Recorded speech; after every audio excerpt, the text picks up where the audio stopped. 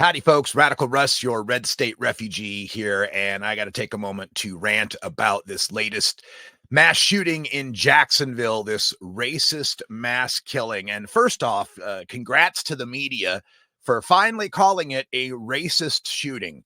I can only imagine the conversations that must have went down in the headline department. A white guy killed 3 black people. Oh no, it's a racially charged shooting. Yeah, but he called them the N-word. Oh, it was definitely a racially motivated shooting. He had swastikas painted on his gun.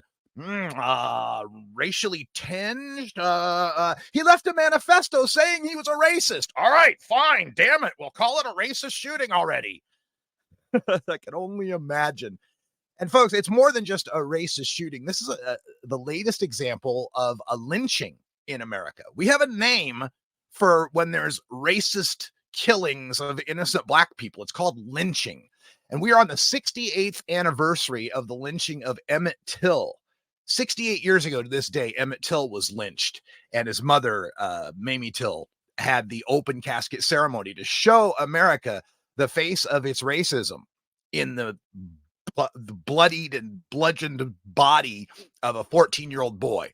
And we're 60 years to today of Dr. King's March on Washington for Jobs and Freedom.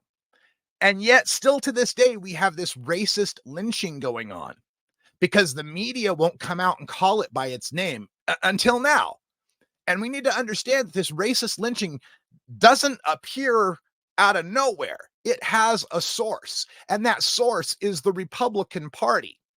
And these are hard words for some people to hear because they think of themselves as the old school conservative Republicans, the watching William F. Buckley on Firing Line or something like that, the McLaughlin Group, old school PBS conservative, less taxes, lower government. Those days are gone. This is openly a racist party fomenting a race war and trying to arm everyone to ensure that that can happen. I saw the meme that came out the other day that, describing the mass shooter. Well, if he's black, it's a race war. If he's Mexican, it's MS-13. If he's Muslim, it's a terrorist. But, if it's a white Christian nationalist, a lone wolf. I can't figure out where this came from. We know exactly where it comes from the mouthpieces on Fox News, on One America, on Newsmax that are fomenting these divisions in the United States of America. And I want to talk a little bit about some of the ways we can get through it because I'm kind of your Sherpa to how older white guys from the West think. I grew up in Nampa, Idaho. I grew up around guns. I grew up around gun culture, around Christian nationalist culture, and even amongst some racists. So I can tell you how they think, and I have some ideas about how we need to go about solving these problems. First of all, we need to get past this idea that the Second Amendment is some sort of insurmountable roadblock to getting the changes that need to happen. We've seen in the repeal of Roe v. Wade and the Dobbs decision that precedent be damned with this Supreme Court. So if that's the way the game is going to be played, that's the way we need to start playing it on our side. We need to understand that we're in a battle for the soul of this nation. We are still in the Civil War. The surrender at Appomattox didn't end the Civil War, folks. It just ended the shooting part of it. We still have a core in this country who truly believes, and to be fair, they have some meaning, some reason to believe this, that this country was founded by white Christian landowning men for the benefit of white Christian landowning men. And they're fighting for that vision of America.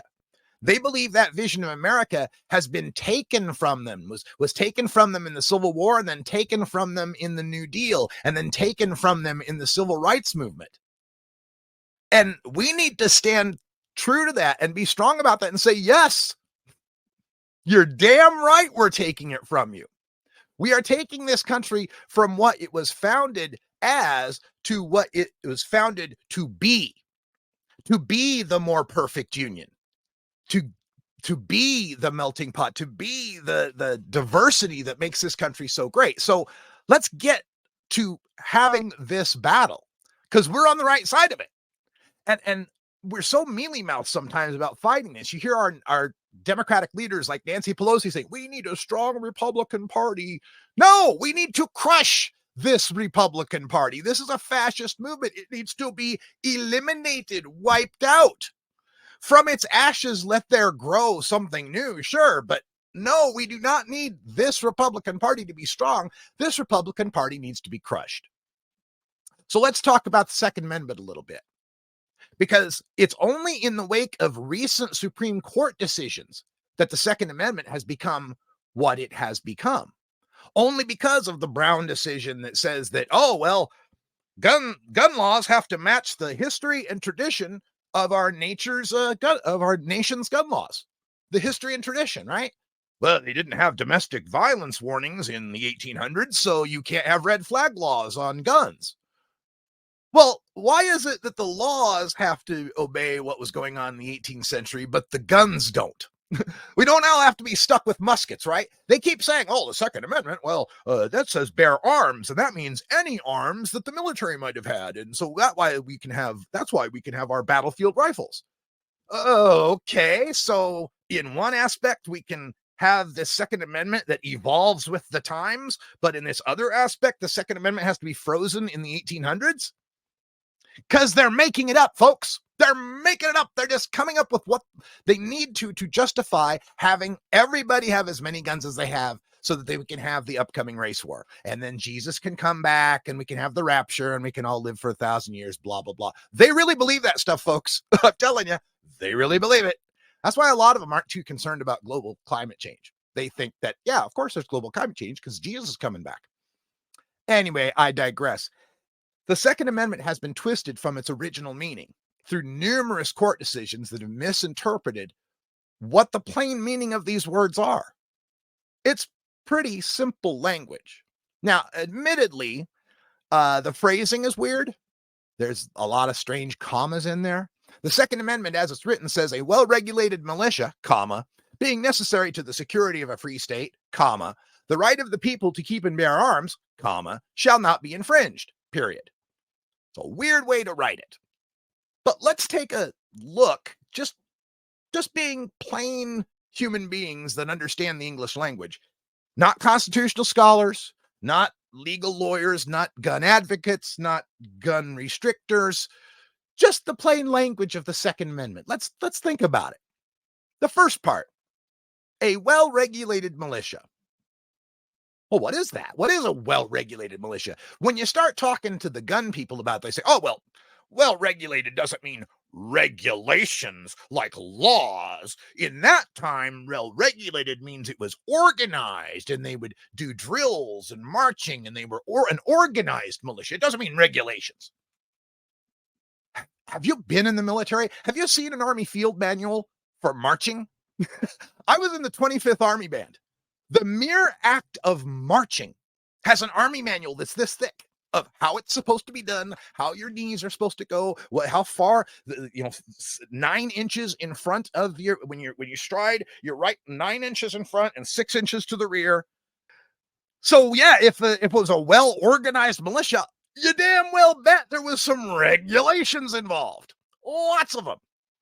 So well-regulated has to in some way mean constrained by laws or at least mores or standards or protocols or something, else it wouldn't be well regulated because everybody'd have to be doing it through telepathy. Somebody's got to write something down. And a militia, I think we can understand what a militia is. A militia is a group of guys with guns brought together to defend something. So, a well-regulated militia, a group of guys with guns constrained by some sort of laws, regulations, protocols, whatever. Then you got the second part, being necessary to the security of a free state. Okay, let's think about that. This is something you have to have, or else your state cannot remain free. And state in this term doesn't necessarily mean physical state like Idaho, Oregon, Washington. Could also mean, political jurisdiction, a nation of people.